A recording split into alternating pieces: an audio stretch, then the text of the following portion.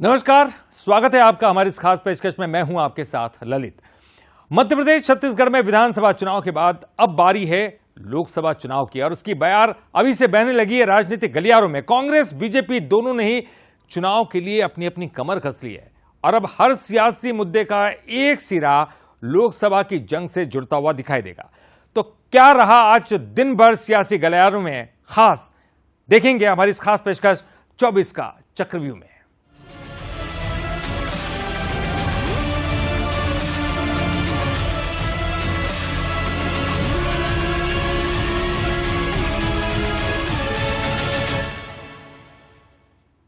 कमलनाथ के अगले कदम को लेकर लगातार सस्पेंस बना हुआ था। सूत्रों के मुताबिक अब तस्वीर साफ होती जा रही है। खबर है कि कमलनाथ मध्य प्रदेश से राज्यसभा जा सकते हैं। दिल्ली में सोनिया गांधी से मिलकर उन्होंने यह इच्छा जताई है और अगर कमलनाथ दिल्ली की सियासत में वापस लौटे तो मध्य प्रदेश कांग्रेस में जीतू पटवारी फ्री हैंड हो जाएंगे। मध्य प्रदेश की सियासत में कमलनाथ की भूमिका को लेकर लंबे वक्त से सस्पेंस सा बना हुआ है। कभी उनके बीजेपी में जाने की अफवाहों ने जोर पकड़ा तो कभी छिंदवाड़ा से उनके लोकसभा चुनाव लड़ने की बात सामने आई।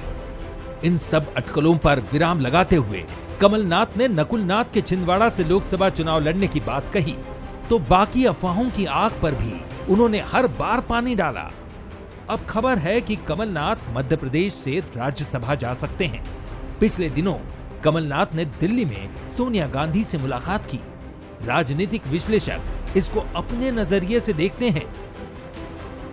एक ही सीट कांग्रेस पार्टी को मिल रही है, लेकिन इस सीट पर यदि किसी वरिष्ठ कांग्रेस जन को भेजा जाता है कांग्रेस की तरफ से, तो जो दूसरे अगली पीढ़ी की बात हो रही है कि वो नए पीढ़ी के हाथ में नेतृत्व देना चाहते हैं, विधानसभा का नेतृत्व देना चाहते हैं, तो कांग्रेस के भीतर एक उथल पुथल होगी। इस जो परिस्थितियां बनेंगी, यदि कमलनाथ जी को राज्यसभा भेजा जाता है तो जो नए चेहरे हैं जो उम्मीद लगाए हुए थे उनमें एक निराशा का वातावरण होगा। कमलनाथ पर कंफ्यूजन दूर।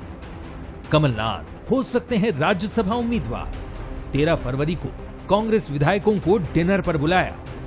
15 फरवरी को नॉमिनेशन कर सकते हैं कमलनाथ। दिल्ली में सोनिया गांधी से कर चुके हैं मुलाकात। सोनिया से जताई राज्यसभा जाने की इच्छा। कयासों के बीच कमलनाथ ने किया एक्स पर पोस्ट। कांग्रेस की विचारधारा सत्य, धर्म और न्याय की विचारधारा। कांग्रेस की विचारधारा में समान स्थान और सम्मान है। राष्ट्र निर्माण ही कांग्रेस का एकमात्र ध्येय। कमलनाथ विपक्ष को कमजोर करने की कोशिश हो रही है। लोकतंत्र पर हमले हो रहे हैं। कांग्रेस मुकाबला करेगी। कमलनाथ के दिल्ली जाने पर बीजेपी तंज कस रही है तो कांग्रेस इस पर गोलमोल जवाब दे रही है। जिस व्यक्ति ने, जिस नेता ने कांग्रेस को अपना सर्वस्व अर्पण किया, कांग्रेस को योगदान दिया केंद्र स्तर पर, राज्य स्तर पर, उसके बारे में उसकी ही पार्टी के नेता क्या विचार रखते हैं, पिछले कुछ दिनों से लगातार ये बात उजागर हो रही है। लेकिन राज्यसभा में जाना नहीं जाना, कांग्रेस के द्वारा जाना या नहीं जाना, इसके बारे में तो कमलनाथ जी और उनकी पार्टी के नेता बता सकते हैं। राज्यसभा में या लोकसभा में कौन उम्मीदवार होगा, कौन वहां जाएगा, इस बात का फैसला हमारी पार्टी का हाईकमान करता है, संसदीय समिति करती है। कमलनाथ जी हमारी पार्टी के सीनियर नेता हैं। जब भी उन्हें जो भी जिम्मेवारी सौंपी गई है उस जिम्मेवारी को उन्होंने बखूबी निभाया है और आगे भी वो इसका निर्वाह करते रहेंगे। अगर पार्टी उचित समझेगी और उन्हें उनकी उम्मीदवार बनाया जाता है तो इस दायित्व की भी पूर्ति करेंगे। राज्यसभा की 56 सीटों के लिए 27 फरवरी को चुनाव होना है, जिसमें मध्य प्रदेश की 5 सीटें शामिल हैं। कमलनाथ अगर दिल्ली जाते हैं तो प्रदेश की सियासत में परिवर्तन देखने को मिलेगा। नाथ के जाने से संगठन में जीतू पटवारी को खुला हाथ मिलेगा। वो अपने को और झोंक कर काम कर सकेंगे। सियासी हलकों में ये भी चर्चा है कि नाथ के बीजेपी में जाने की अटकलों से दिल्ली पर दबाव बना। शायद यही वजह है कि कांग्रेस हाईकमान ने कमलनाथ को वापस दिल्ली बुलाने के बारे में सोचा। सच्चाई जो भी हो, लेकिन इतना तो तय है कि नाथ के जाने से दिल्ली में कांग्रेस मजबूत होगी और प्रदेश में जीतू पटवारी। लोकसभा चुनाव में अब 100 दिन से भी कम का समय बचा हुआ है। बीजेपी जीत की हैट्रिक लगाने के साथ ही जीत का एक नया रिकॉर्ड भी बनाना चाहती है और इसके लिए बीजेपी ने अपने विधायकों और सांसदों के साथ अपने नेताओं को जमीन पर उतार दिया है। बीजेपी अब नमो ऐप को हथियार बनाकर कांग्रेस का सफाया करना चाहती है। तो आखिर क्या है बीजेपी का नमो ऐप, चलिए बताते हैं।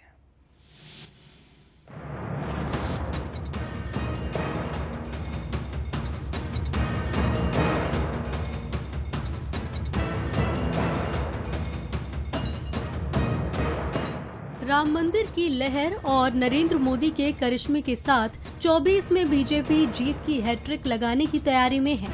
बीजेपी ने एमपी में मिशन 29 लॉन्च कर नेताओं की फौज मैदान में उतार दी है। बीजेपी का लक्ष्य प्रचंड जीत के साथ वोट बैंक बढ़ाने पर है, जिसके लिए बीजेपी ने नमो ऐप को हथियार बनाया। बीजेपी ने हर बूथ पर 50 से 100 कार्यकर्ताओं को नमो ऐप से जोड़ने का टारगेट दिया है। बीजेपी की पूरी फौज मोदी सरकार की योजनाओं के प्रचार प्रसार के साथ साथ गांव-गांव जाकर राम मंदिर निर्माण के जरिए भावनात्मक जुड़ाव बनाने में जुट गई है। नमो ऐप पर यह है कि हम सबको लक्ष्य दिया है और अब हमने हर बूथ पर टारगेट बनाया है। कम से कम 50 से 100 कार्यकर्ता या 50 से 100 आम नागरिकों को नमो ऐप से जोड़ेंगे। नमो ऐप से जोड़ने के पीछे का 2 हेतु हैं। एक तो भारत सरकार अंतर्राष्ट्रीय जगत में हिंदुस्तान के लेवल पर क्या क्या अपने देश के मान मर्यादाओं और देश के स्वाभिमान के लिए, गरीबों के उत्थान के लिए क्या क्या काम कर रही है वो। दूसरे, हम सबको भी डायरेक्ट मोदी जी की गतिविधियों से जोड़ा जा सकता है और हम क्या कर रहे हैं अपने बूथ पर। अपना कार्यकर्ता चाहेगा तो अपने बूथ की गतिविधियों को मोदी जी से भी जोड़ सकता है। इधर कांग्रेस भी बीजेपी को 24 के रण में पटखनी देने को तैयार है। कांग्रेस का कहना है कि बीजेपी प्रोपेगेंडा करने में माहिर है। बीजेपी अपने बेरोजगार कार्यकर्ताओं को रोजगार देने के लिए ये सब कर रही है। जिस तरह बीजेपी कांग्रेस नेताओं को तोड़ रही है, उससे साबित होता है कि बीजेपी कांग्रेस से कितनी डरी हुई है। अब नमो ऐप चालू हो रहा है, तो इस तरह के प्रोपेगेंडा करने में भारतीय जनता पार्टी माहिर है, ताकि उनके नाराज कार्यकर्ताओं को रोजगार दे दिया जाए ऐसे हथकंडों के माध्यम से। और यह नमो ऐप भी उसी श्रृंखला की एक कड़ी है। जब भारतीय जनता पार्टी ने कांग्रेस से असंतुष्ट लोगों को भारतीय जनता पार्टी में लाने के लिए ऑफिशियली नियुक्त कर दिया है अपने पदाधिकारियों को, तो उससे ज़्यादा आप समझ जाइएगा कि भारतीय जनता पार्टी इस दौर में भी कांग्रेस से कितनी आतंकित है। बीजेपी की ताकत उसके कार्यकर्ता हैं और बीजेपी अपनी ताकत का सही इस्तेमाल करना भी बखूबी जानती है। ऐसे में लोकसभा चुनाव से पहले बीजेपी ने नमो ऐप के जरिए कांग्रेस के लिए नया व्यू तैयार किया है। बीजेपी का ये प्लान कितना कारगर साबित होगा, ये तो समय ही बताएगा। साथ ही ये भी देखना होगा कि कांग्रेस इस प्लान की क्या काट निकालेगी। रंजना दुबे, बंसल न्यूज, भोपाल। लोकसभा चुनाव से पहले बीजेपी मजबूत सीटों पर वोटिंग परसेंट बढ़ाने की रणनीति पर काम कर रही है और इंदौर में भी बीजेपी का लक्ष्य यही है। लेकिन यहां वोटिंग परसेंट बढ़ाना है तो मराठी फैक्टर्स को साधना बेहद जरूरी है और बीजेपी ये भी जानती है। चलिए देखते हैं कि क्या है मराठी फैक्टर और बीजेपी की रणनीति क्या है। 24 में वोटिंग परसेंट बढ़ाने पर जोर, क्या बीजेपी का साथ देगा इंदौर? कैसे साधे जाएंगे मराठी वोटर? इंदौर में काम करेगा मराठी फैक्टर? इंदौर बीजेपी का गढ़ माना जाता है। यहां पार्टी जीत से ज्यादा वोटिंग परसेंट बढ़ाने पर फोकस कर रही है। बीजेपी जानती है कि ये बगैर मराठी फैक्टर को साधे मुमकिन नहीं है। 1989 से लेकर 2014 तक लगातार 8 बार बीजेपी ने सुमित्रा महाजन के चेहरे पर जीत दर्ज की। 2019 में जरूर बीजेपी ने शंकर लालवानी को टिकट दिया, लेकिन अब फिर से किसी मराठी चेहरे को मैदान में उतारने की मांग भी उठने लगी है। ये मांग क्यों उठी, जरा इस पर भी नजर डाल लेते हैं। इंदौर में मराठी फैक्टर, सीट पर कुल 27,80,000 मतदाता, 4 लाख से ज्यादा मुस्लिम मतदाता, मराठी वोटर्स की संख्या भी करीब 3 लाख। यही वजह है कि मराठी समाज चाहता है कि बीजेपी किसी मराठी चेहरे को टिकट दे। बीजेपी में मराठी समाज से जिन नामों की चर्चा है उनमें मध्य प्रदेश युवा आयोग के डॉक्टर निशांत खरे, बीजेपी नगर अध्यक्ष गौरव रंडीवे और पूर्व MIC सदस्य सुधीर देड़गे जोर आजमाइश कर रहे हैं। हालांकि दावेदारों का कहना है कि पार्टी जिसे टिकट देगी वो यहां से बड़ी जीत हासिल करेगा। चुनाव के लिए भाजपा तैयार ही रहती है, पूरी तैयारी मोड पर ही है। और मैं अभी वर्तमान स्थितियां देख रहा हूं कि अभी तो कांग्रेस अपनी उठापटक में व्यस्त ही है और हमारा आपने अभी सुना ही होगा गांव जाने का एक अभियान प्रारंभ हो रहा है। हम सब भी गांव में जाकर समय देंगे। तो अब हम लोकसभाएं और विधानसभाओं से आगे हटकर गांव और बूथ की चर्चा करते हैं और यही भाजपा की तैयारी है।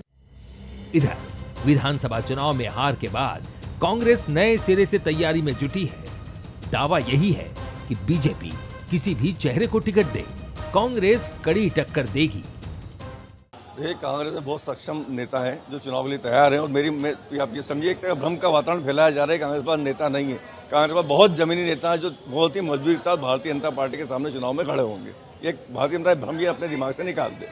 विधानसभा चुनाव में मराठी बहुल विधानसभा सीटों पर बीजेपी ने जोरदार प्रदर्शन किया। विधानसभा 3 के साथ ही राऊ और विधानसभा 4 में भी मराठी वोटर्स ने बीजेपी का भरपूर साथ दिया। नतीजा ये रहा कि इंदौर में बीजेपी क्लीन स्वीप करने में कामयाब रही। यही वजह है कि अब बीजेपी वोटिंग परसेंट बढ़ाने के इरादे से मैदान में उतरना चाहती है। लेकिन ये तभी होगा जब मराठी वोटर्स एक बार फिर बीजेपी का साथ देंगे। पीयूष पारे, बंसल न्यूज, इंदौर।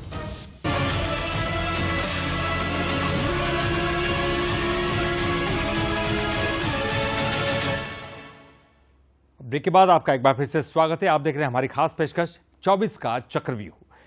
मणिपुर से शुरू हुई राहुल गांधी की भारत जोड़ो न्याय यात्रा छत्तीसगढ़ पहुंच चुकी है। रविवार को न्याय यात्रा रायगढ़ से आगे बढ़ेगी और प्रदेश के 5 जिलों से होते हुए झारखंड में प्रवेश कर जाएगी। राहुल गांधी की इस यात्रा को लेकर सियासत भी अब तेज हो गई है। कांग्रेस जहां इस यात्रा से न्याय पाने की बात कह रही है, तो बीजेपी इस यात्रा की तुलना फ्लॉप स्टार से कर रही है।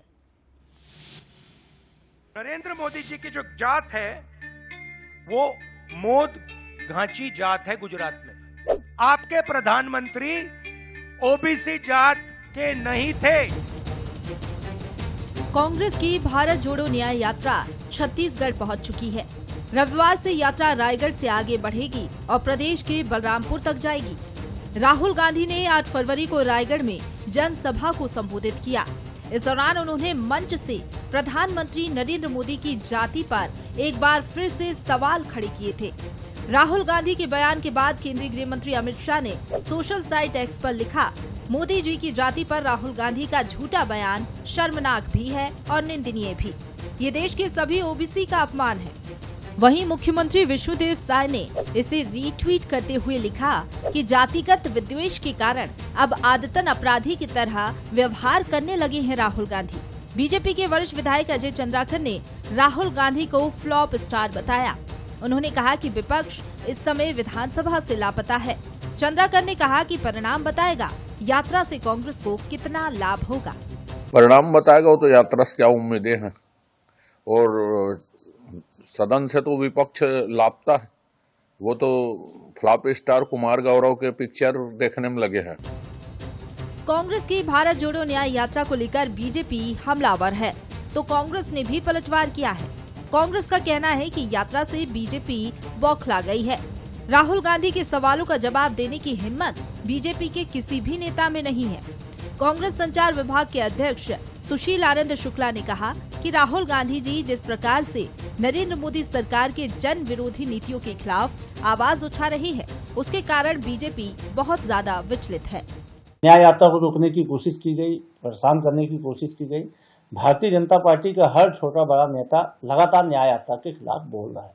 राहुल गांधी जी के सवालों का जवाब देने की हिम्मत किसी में नहीं है कि महंगाई कम क्यों नहीं हुई, किसानों की आय दोगुनी क्यों नहीं हुई, युवाओं को रोजगार क्यों नहीं मिला। जहां तक अजय चंद्राकर का सवाल है, अजय चंद्राकर भारतीय जनता पार्टी के चूके हुए नेता हैं।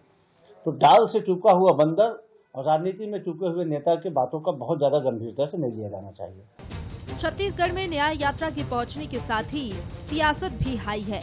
यात्रा प्रदेश के 5 जिलों से होकर गुजरेगी, जिसको लेकर सियासी गलियारों में जमकर बयानबाजी देखने को मिल रही है। भारत जोड़ो न्याय यात्रा से 24 की लड़ाई में कांग्रेस को क्या मिला, ये तो नतीजे ही तय करेंगे। गौरव शुक्ला, बंसल न्यूज, रायपुर।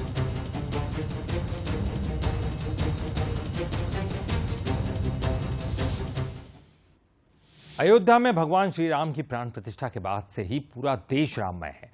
छत्तीसगढ़ भी श्री राम की भक्ति में डूबा हुआ है। तो इसी बीच प्रदेश में राम वन गमन परिपथ और भगवान राम की मूर्ति को लेकर बवाल मचा है। प्रदेश में पहली बार किसी विषय पर सोशल ऑडिट की घोषणा की गई। तो आखिर क्यों पड़ी इसकी जरूरत और क्यों मचा इसे लेकर बवाल, आइए देखते हैं। छत्तीसगढ़ में सत्ता परिवर्तन के बाद आरोप प्रत्यारोप का दौर जारी है। प्रचंड बहुमत के साथ सत्ता में लौटी बीजेपी लगातार पिछली सरकार की फाइलें खोलने में लगी है।